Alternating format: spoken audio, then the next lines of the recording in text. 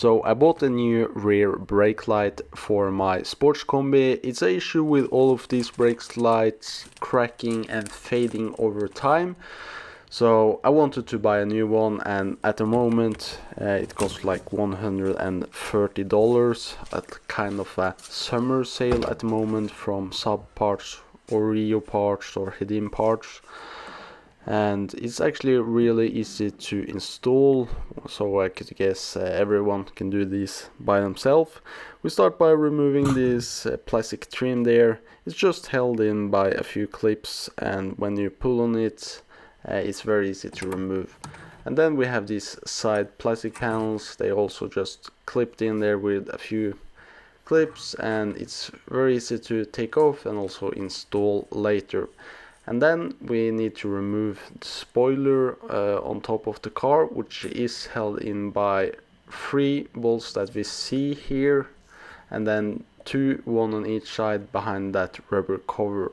And I used a magnet when removing the bolts in the last stage there, because I didn't really want the bolts to, or if I were to lose the bolt and have it fall into the boot. Yeah. And then we need to remove the hose and also the electrical connector from the light.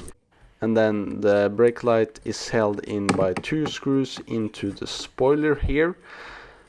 And I pulled the hose off this thing here, but this is actually just clipped into the brake light, so you can also just unclip that instead of pulling the hose. And here we see the old brake light really faded, cracked all over the place, and also the gasket on the backside there was time to replace also, because it was probably leaking. And as we can see, the new one is made in Romania, the old one was made in Finland. Both of them are made by Hella and use the same kind of design. Seems like they got a different part number, so hopefully it's got some kind of upgrade. We see that round thing on the side there is like a breather, so it lets moisture out and not water into the light. Both of them got the same specification, 12 volt 3 watts, made by Hella, as we see here. And the new one actually seems to be a new production, because it looks like it was produced in 2021.